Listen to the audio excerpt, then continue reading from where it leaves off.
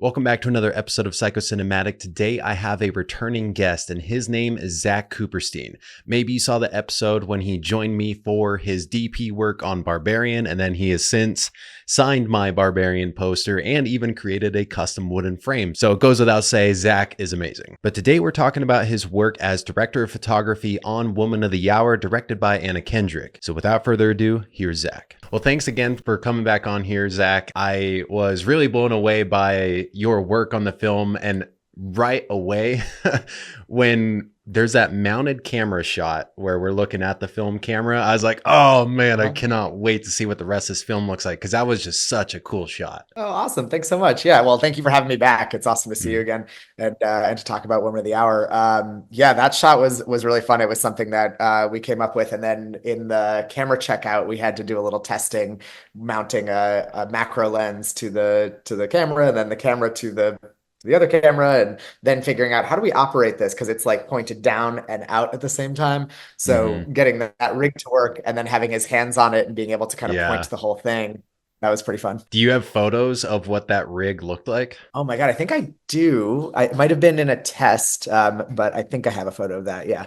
Yeah, I'm curious just like how obscenely big this rig looked like for someone, but maybe Yeah. it's a lot smaller than I'm imagining. It wasn't that big. I mean, we used like I think it was we used the rails, like the 19 millimeter Mm, rails at the bottom of the camera, and then rigged the prop camera to that. So it was kind of like a long snout on the end of it, and then pointed down with the tripod head, almost gotcha. straight down. I guess starting from the beginning, how did this opportunity to direct this film, and with Anna Kendrick for her directorial debut, if I'm not mistaken, like how did that all come about? Well, for her, I believe she had been attached for a long time, and there was sort of an opportunity when the previous director dropped out, and she was like, from what I've heard, it's her story really, but from what I've heard, she just kind of something spoke to her and was like, maybe I should try directing this. And it was totally right. I mean, she crushed it, and and then I got connected through Boulder Light, which is a production company and producers I've worked with on Barbarian and on The Vigil. So they were kind enough to bring me on, and it's a project also that I had heard about for a couple of years before as it was in development, and I was like, this just sounds like an awesome script. I want to get involved. And then when it was Anna to direct, and they came to me with the script, I'm like, yes, let's go. Nice. So what's Yeah. that like? Or was this your first time being the director of photography on a film where the director is also the main actor? No, it wasn't the first time. Actually, the very first feature I shot had three directors, two of which were acting in the film, and that was fun. They were fantastic. That movie's called Five Doctors. That was really like a family affair, but it felt very natural in that case, and it felt very natural with Anna as well, because she had all the experience in front of the camera. She knows how a set should run. Also with The Climb, that was an actor director, and yeah, similar situation where he was able to just check playback. Mike was able to just check playback, and through that was able to direct and make notes and kind of go back and forth. And from what I've seen, actors and actor directors are really able to switch between that easily. I also just shot a film with Jason Biggs starring it, and it was his directorial debut, and it was very similar.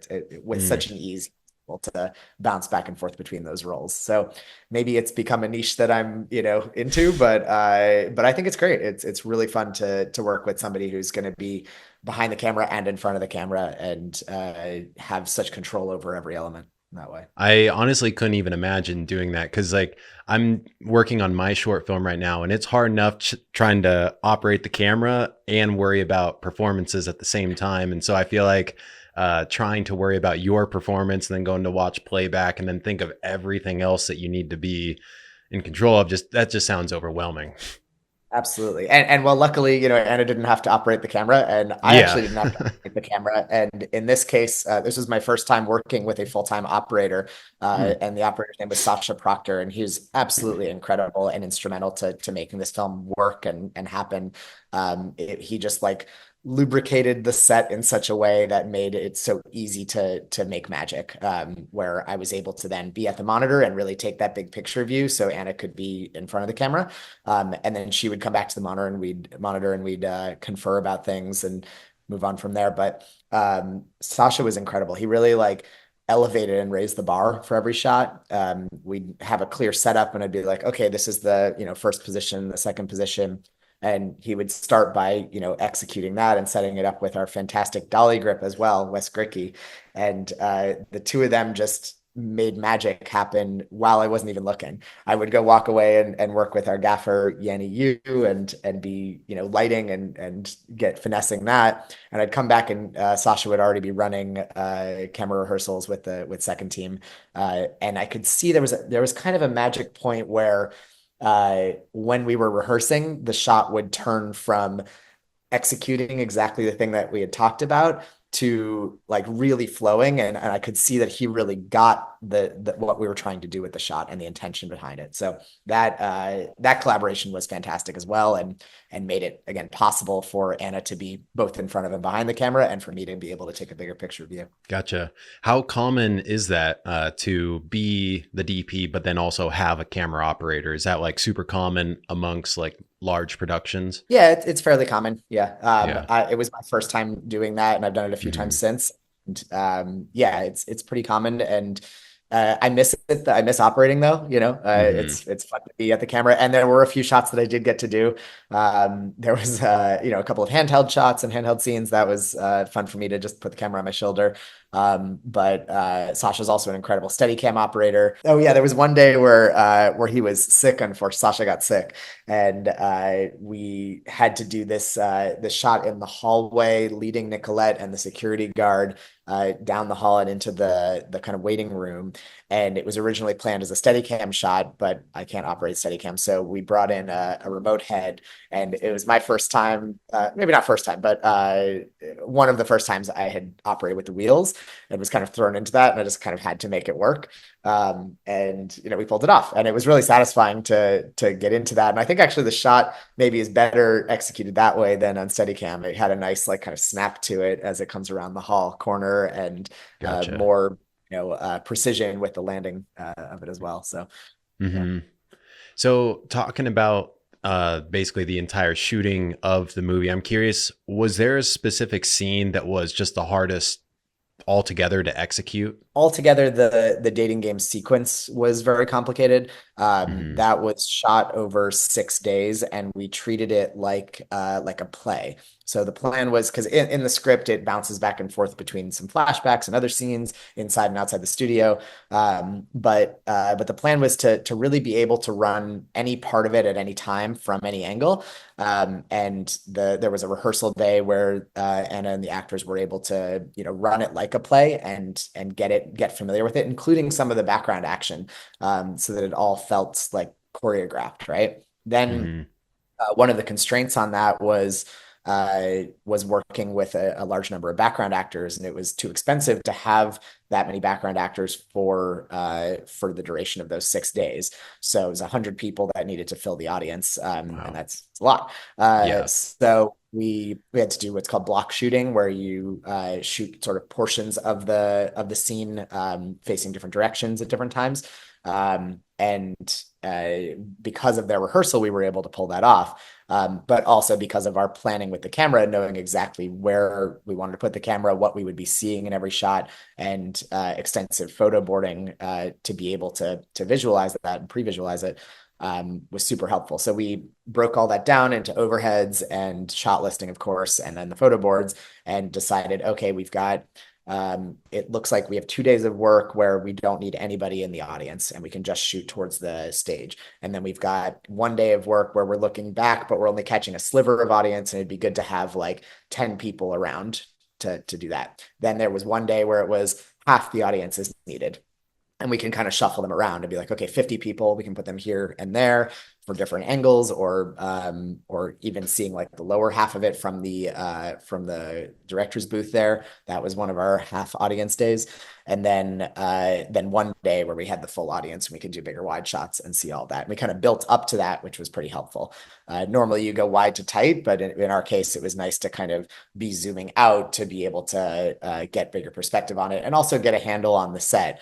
Bringing 100 background actors into the film, and onto the set, was a challenge for our first AD, Chad Belair, and his team to manage. So we wanted to be able to have confidence in the space before we then brought those people in.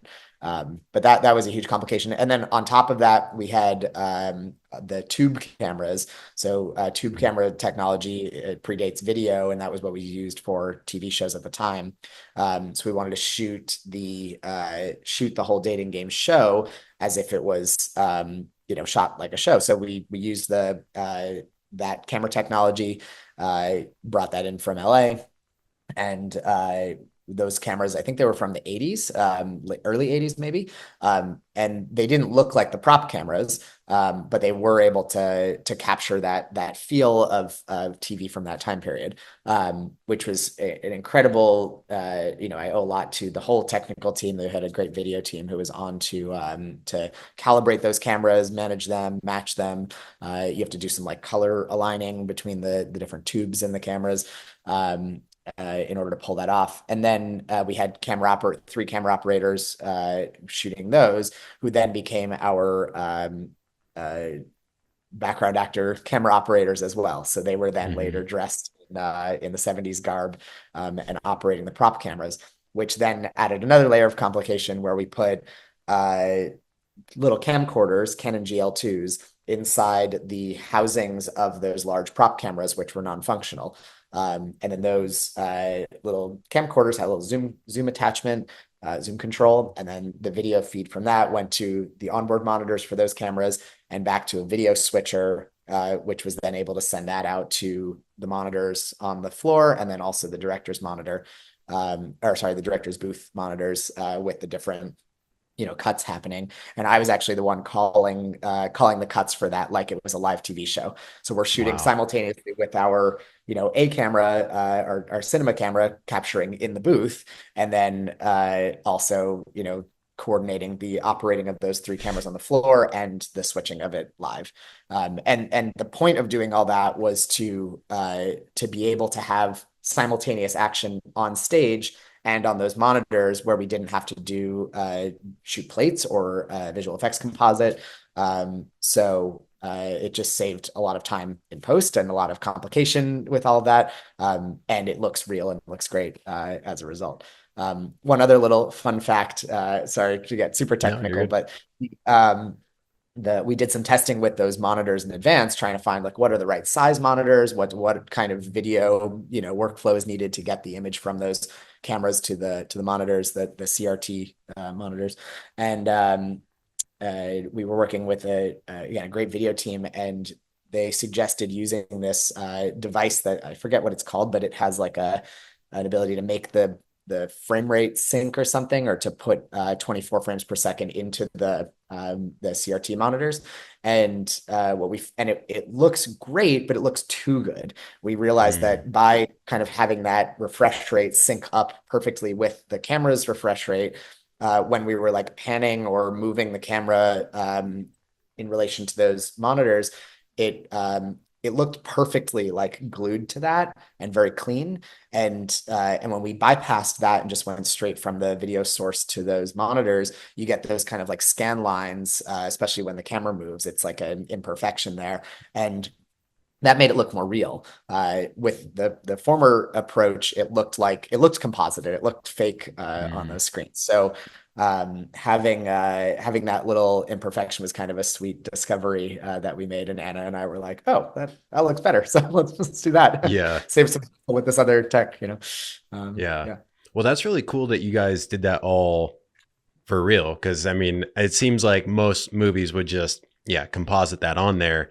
And it almost seems like that might be the easier route, just to be like, oh, someone else will take care of that. It might be more expensive later down the road. But I was going to ask you about the cameras, whether or not that was edited to look, vintage, or if that was a legitimate, use of an older camera. That's really cool. And then I am very curious, this shot where it's still during the dating game, but the camera's looking at one of the cameras that's working the show and there's a reflection. Is that for real, or is that visual effects? Yeah, that was done real. Yeah. And that was done with I think it was like a plastic container that our props guy, Brian, came up with this. I think it was like a plastic container, like a Tupperware container that fit in the housing of that lens there. And then we got a clear glass filter to put in front of that for the reflection. So the Mm. Tupperware had like a little bit of curvature in it behind it that made it look like a lens. And then that clear glass provided the reflection, and we kind of lined it all up and did that pull out as the studio lights come on. And yeah, Wow. that was really fun. That worked out. Yeah, that's crazy. So I heard you say that you guys took the cameras from LA. Where was the shot at? So the tube cameras came Yeah. from LA. We shot in Vancouver for Okay. most of.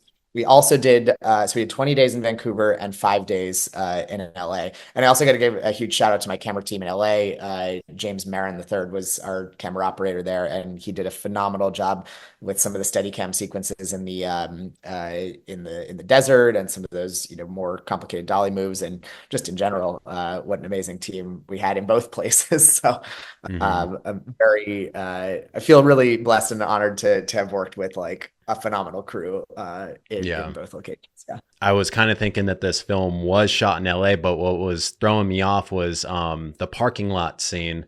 When you Mhm. can see the actor's breath, I'm like, did it really get that cold in LA, or were you guys shooting Ah, somewhere else?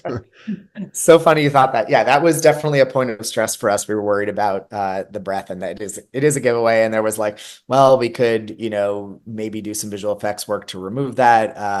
But I think it adds a little bit to the tension by having Hmm. them feel a little cold. And Yeah. it's nice to kind of like see his breath in that moment visually. So I think, I'm sure there was some thought about it, but Anna decided to leave it in, which I think was the right choice. It really just Hmm. adds to it emotionally, even though Yeah. you're right, it does belie the location a little bit.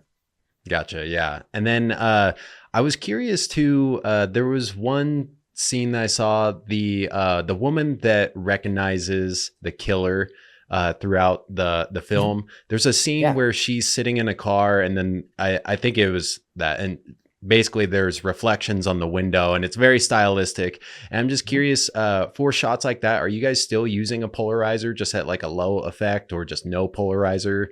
Um, Yeah, that's a great question. I think I probably put a polarizer in to test it, and then decided we liked the reflection anyway.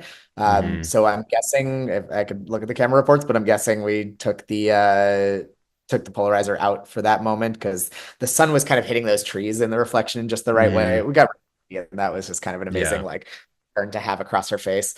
But yeah, kind of one of Yeah. those happy accidents.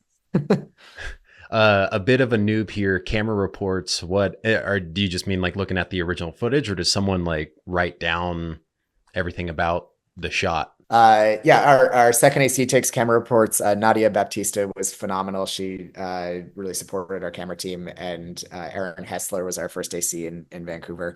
And yeah, they're just like a phenomenal team that really yeah, to manage both the camera and the execution of the shot and the focus pulling, but also Nadia's in charge of marks and camera reports and managing the equipment and the rest of the camera team. And we had an equally fantastic camera team in LA, Terra Gutmann-Gonzalez and Jenny Rowe, again providing fantastic support and making it happen every day there. So yeah, it's Hmm.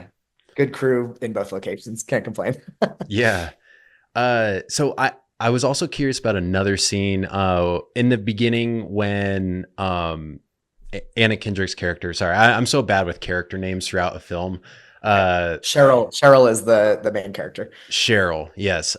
She's finishing up her audition, and she's talking to the two people that were like conducting the Yeah. audition, and there's streaks of light on the wall. And I'm curious, were you guys like actually shooting that with like real light, or are you using gobos to make sure that it stays consistent throughout the shooting? Yeah, it's funny you mentioned that one specifically. It was actually a pretty frustrating lighting moment for me, at least. Uh-huh. We did place a light out the window. I think it was a 4K probably out that window to try to get some of the direct sunlight in.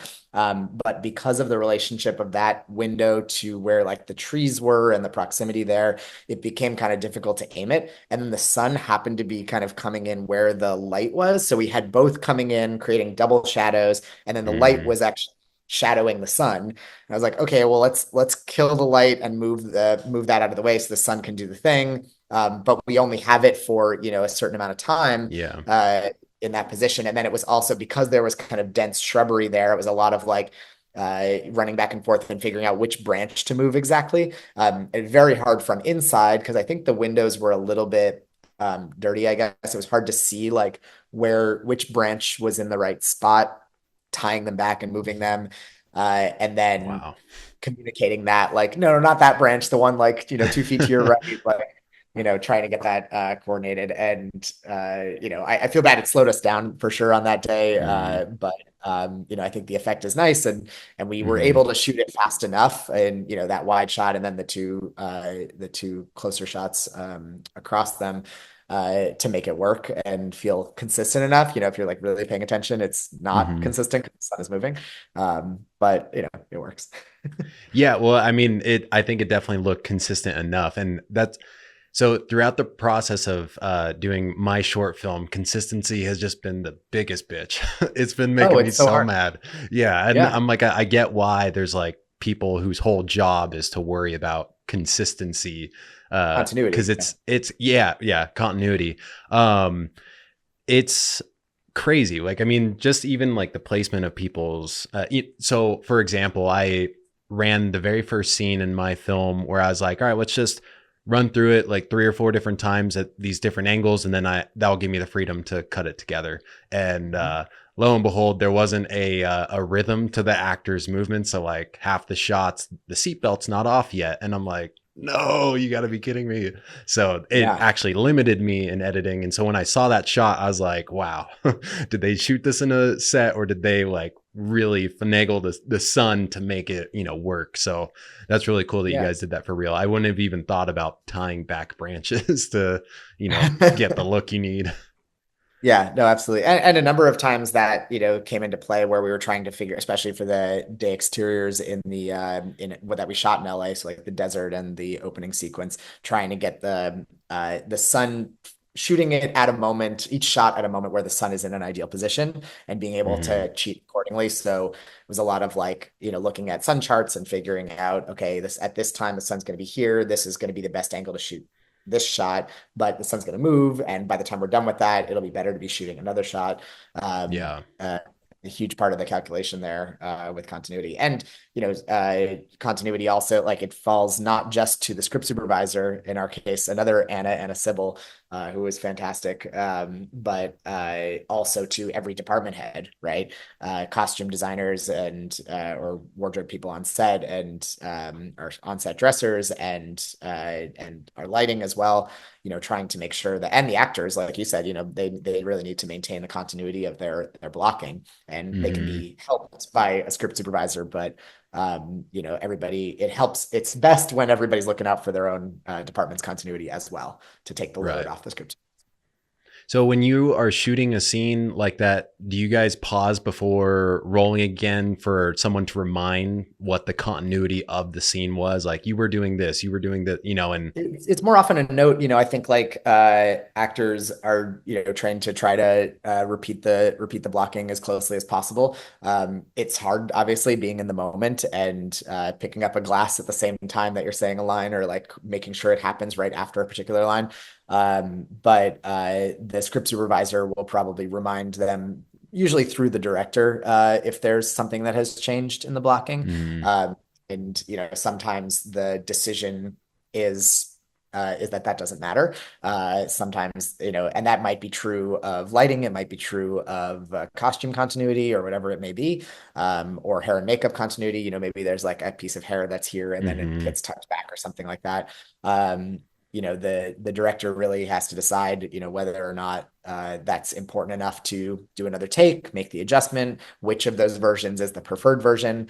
Are hmm we going to use that? And that's hard. That's really hard to make those yeah. choices, especially, with Anna, where she was acting and directing, like she didn't get to see a lot of that stuff. So she had to rely on Anna Sybil for continuity and to be able to, look at playback on the monitor and of maybe one take, because we really have to move on. We can't review every single take.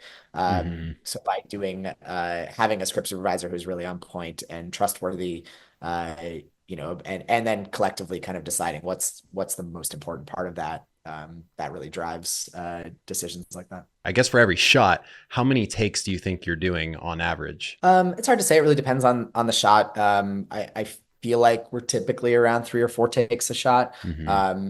A more complicated shot with a lot of movement might take more takes, or if the performance isn't quite landing, the director might want to do more takes. But 3 to 4 is kind of a good number to land on. Sometimes you're just like, it's an insert, you got it, and you're like, all right, we got it.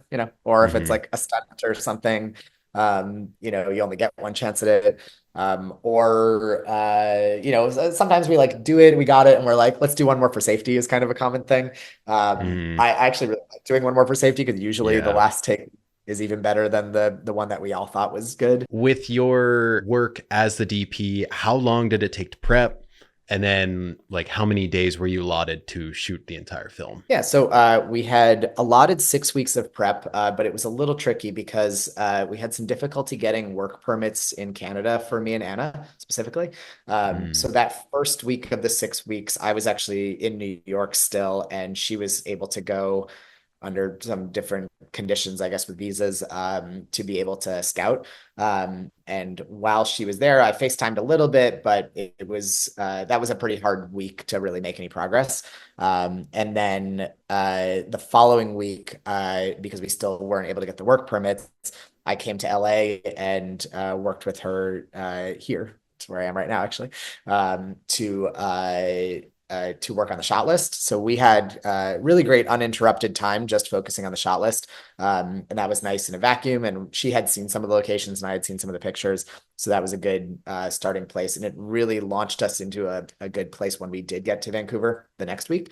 Where we had a pretty solid plan and a good understanding of what we were trying to do, big picture, and then maybe about a third or a half of it in detail. And then we had 4 weeks in Vancouver to prep at that point with the rest of the team, including our fantastic production designer, Brent Thomas. So I'm sure you, you saw did a phenomenal job and is also just like a beautiful human. I learned so much from Brent and his process and kindness just goes a long way.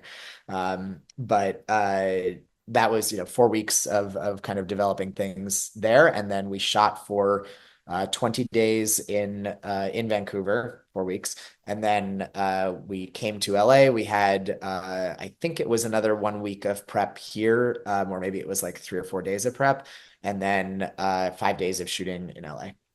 Gotcha. So 25 shooting total, kind of 6, sort of 7 weeks of prep with the one in between. Yeah. So was that just too long to be in Canada that you needed a work visa, or do you always need a work visa to go Uh, film there? It's complicated. Yeah. I mean, technically you can go to do some scouting, I believe, without a visa. And if you are a producer, you're not being employed there technically. So you're not working as an employee in Canada. But if you are working and getting paid for the work you are doing there, then you have to have a work permit. And there's this kind of funny process. So I could enter the country.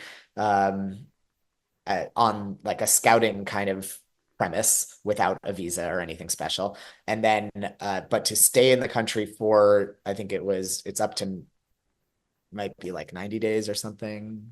Maybe, I forget or maybe it's 30 days, 30 days where like if you're there for longer than 30 days, especially if you're being paid, you have to like make sure you get the paperwork done. So Mm. Anna and I both had to do this. It's called flag polling, where you're already in the country and you have to go back to the border and then re-enter Canada in order to actually apply for the work permit. So we drove to, I forget what town the border is in, but I think it's with Washington State from there, which Mm. is not that far. It's like an hour and a half from Vancouver. It's pretty close. But we drove there, flag polled, and then together, and we had to like walk across the border as if like to enter the US and then walk back across the border, enter Canada border patrol there. And there was a bit of I mean, this is like a long, funny story, but we had a bit of a snafu with some of the paperwork, and there was like a holdup with some of the I think computer systems with the government. I don't know exactly what happened, but for some reason, our processing for the work permit was held up significantly. And she and I had to do some negotiating with some Border Patrol people there who were, in the end, very helpful and went above and beyond to help make it happen. But we got to know them and became friendly with them. And I'm sure Anna's, them recognizing her was a Yeah. huge part of what helped that. We took a picture with them with our work permits, and it was a good time. So Gotcha. I was gonna say, as the negotiating, she's like signing autographs, like, yeah, sure, call your families down here. Let's take photos. yeah, exactly. That's Not quite funny. that, but yeah, Yeah. they were lovely people that really made it happen for us. So. I also heard you say earlier that you did photo boards again. Were you the one shooting the photos for that, and like you got access to the locations once you could finally get into Canada? Yeah, absolutely. So same deal that I've always done. We shot list first and then go to the locations. In this case, it was a little unique because, and I had to figure out a different workflow for this, which Brent really helped with. The dating game set in particular had not been built yet and was not going to be built for a couple of weeks until it was truly ready to walk around and shoot photos on. So I asked him to send me the 3D model of it, and his art director was able to render something out through SketchUp, and then imported that into an app called Previs Pro, which allows you to pre-visualize stuff with 3D models. Hmm. And that can be great for building a fake environment, or there's also like an AR version of it where you can use it in kind of to scale in real life with like models or Yeah. something. But I figured out, I could like bring in the actual set and scale it appropriately, and then put little figurines and models in it. So we did the photo boarding the same way I would on on a location or on a set, but in like a 3D environment. And it's kind of fun to like cut back and forth between the photo boards from the actual locations and then those photo boards from the previs, and it feels very continuous, and it feels like, oh yeah, that is one to one. It also tells you what focal length it's going to be on, so I Hmm. was able to then use that in guiding our camera team, and easy to say like, hey, that's on the 50 mil, and we can just put that on. Yeah, that's really cool. So when in the film, when it's set in New York, I think it was like 1971, and it was like the moving into the apartment scene. So That's in you have Vancouver. access. Okay, yeah. So you have access to that location for a long time then? Like you had it before you're shooting, like well before? Yeah, so the process is kind of like there's initial location scouting that our location manager and their scouts would do. They'd send us photos. We kind of weed them out and be like, okay, we want to visit these locations to see and see which ones are right and to vet them. Then we go on what's called director scouts, where it's usually the director, the location manager, myself, the production designer, maybe the AD as well, and we would judge like, is this the right location for us? We take a lot of photos of it, we think about it. There's also often production considerations like, is this feasible for staging, and where are we going to have base camp, and how expensive is this? Mm. Is it worth the difference between a less expensive place? Is it better in whatever ways? um, so kind of balancing all of those things, and visually, of course, is going to work for camera. Can I light it, et cetera. Um, Deciding those things, going back to the production office, thinking about it, and sitting with it, and then be like, okay, this is the location we want to go for. Location manager would then lock it down, get a contract of some kind, and then I'm sorry, I don't know the details of that end of it. Hmm. And then we ideally are asking the location owner if we can revisit it, both to photo board, which would be just me and the director and sometimes the AD or a couple people. But then more importantly, do a tech scout, where we bring all of the key department heads, the technicians to the set, and they get to see, what's set like. We talk about our lighting plans. Power situation is going to be like the Jenny op comes, and figures out where's the generator going to go, and everybody makes a plan with technical stuff, and that usually takes like 2 days to kind of visit all of the locations, and make those plans. And I imagine the location manager is stressing out trying to coordinate all of those different locations to make sure that we have access to them at those different times. And then, of course, the art department will need to come in before we shoot for however many number of days to prepare the set. Often there are builds, even if it's not a full stage build, it might be a location that has some additional work to it. The Tiki Bar was a huge thing that Brent built out in an actual location. That Mm. Tiki Bar set is actually below the New York apartment set. So we shot that on day two, after we had shot the New York apartment stuff and some of the exterior stuff there. Yeah, and then the exterior is somewhere else, and you're trying to like match all these Hmm. things. Gotcha. When you guys set out to do this film, did you already know that like Netflix like there was going to be a Netflix thing, or did you guys sell it to Netflix after the fact? I had nothing to do with it, but the Yeah. film was bought by Netflix after the fact. The film Okay. premiered at TIFF last year, so 2023 September, and Netflix bought it at TIFF, and then they released it a year later. Gotcha. Okay. And then when you get brought onto a project, do you have any input as to what like camera and lenses that you'd like to use for the film? Absolutely, Okay. that's the whole thing. Gotcha. Uh, Yeah, well, I wasn't sure if not the maybe the whole director's like, here's what I know I want, and then you're like, well, what about this? No, it's a huge collaboration, of course, and more often than not, a director is not as technically inclined, and Anna right out the gate was very clear about the what she knew and what she didn't know, and she was really keen on learning about those things, which was fantastic. I have a depth of knowledge about lenses and some opinions about lenses, but it's definitely in collaboration with the director to talk about what are the right lenses for this project, what's the look and feel that we're after, and then I can usually make suggestions in certain categories, and then we'll go and test. So we were lucky enough to test a lot at Ari, which provided our whole camera package, and they were wonderful to work with and made it very easy for us to prep and test and look at things.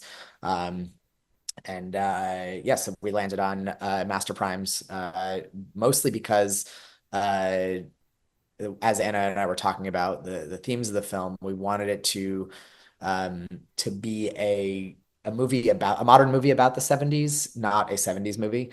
So we didn't really want to lean into like a vintage aesthetic. Our two kind of main visual references were Zodiac and No Country for Old Men, which are very clean and contrasty and all that. And then another part of it was she talked a lot about intimacy as a concept and the duality of intimacy, where you have a certain presence and warm feeling around intimacy and being close to somebody that feels very safe, and then the turn and the flip side of that where it feels exposed. And I think that flip side was really insightful to me to think about, because I thought she was going to say something like trapping and feeling closed in, but it was really about being exposed to a very like an empty environment. And most of those sequences with Rodney's victims took place in kind of big wide open areas where we would then cut to a very wide shot and feel the expanse of it. But I think also signaling like there's no help for miles, right? Mm, But on top of that, feeling exposed to me meant like as we the actor and the character has to be exposed to the audience and revealed for whatever their imperfections and truths are, and there's something very vulnerable about that. So choosing lenses that are very clean, very sharp, and occasionally going to wider lenses and putting the camera a little bit closer showed that off, I guess, and exposed those people to the camera and to the audience, made them feel more accessible. So that concept, that dichotomy within intimacy, really drove a lot about our shot design, the lighting, and then also the lens choice. When it came to the camera specifically, because you asked about that, I kind of agnostic, but I have been using the Venice a lot recently and like the ergonomics of it. I think when it comes to the image, it's pretty similar to most of the cameras out there. But I like the single stop NDs. It makes my life easier. Aaron, our first AC, was able to figure out a system where I could remotely control the NDs, which was amazing. I could get the Mhm. monitor and flip between them and dial in a T-stop. And yeah, that was kind of a magical feeling to have that at my fingertips. It Yeah. made that very easy. Yeah, the Venice was, the choice there. And I also like the Rialto mode with it. It's nice to be able to pop off the sensor, put that in a tight space, like in a car, Yeah. some other place where you can't quite fit it. So From what I understand, you just had another film come out to Netflix today, right? yeah, that's right. Today's the day. Yeah, a movie called Don't Move, which we Hmm. shot in Bulgaria last year. You And say it's kind of wild. Bulgaria? Yep, yep. Okay. Second film in Bulgaria, Hmm. Barbarian being the first. And yeah, that movie's out today. Yeah, I remember I think it was the last time you were on, you were talking about both of these films. I didn't realize they were coming out so close to each other. Otherwise, I would have been I like, didn't oh, know like either. maybe we should schedule this a week out. Let's do a double feature. I'm excited to check that out. Because I'm sorry that I keep bringing up my short film. It's just I've been so Oh, involved you're in it, with it. yeah. Um, And it helps to kind of be able to relate about the process. So I'm so yes, glad you're going through it right now. It's amazing. yeah, well, that helped me think of questions I might not have otherwise thought of when I was watching Woman of the Hour, because just Oh, cool. going through shooting, we're almost done shooting it, but Barbarian and some of your shoot styles on there have been a big influence for me, specifically with like using that wide angle lens, almost like the POV shot with like the flashlight and like Oh, yeah. was it a knife or was it a gun? I can't Yeah, remember. knife and flashlight. Yes. And with the camera over his shoulder. Yeah, so multiple times throughout my film, I'm trying to use the wide angle and like including with a knife thing in there. Sorry, I went a Oh, little cool. more than inspiration there. Love Uh, it. yeah, and I think like just the creativity that you added there has given me like because the story of my film is pretty weird as it is, and so I'm like, I just want to like go as unconventional as I can with some shots, and Yeah, I don't know. great. I like seeing, that's why I was so excited when I saw that mounted shot of the film camera because I'm just like, you're always doing something so crazy. I love it. It was really cool. Yeah, you gotta push the boundaries. It's important. Hmm.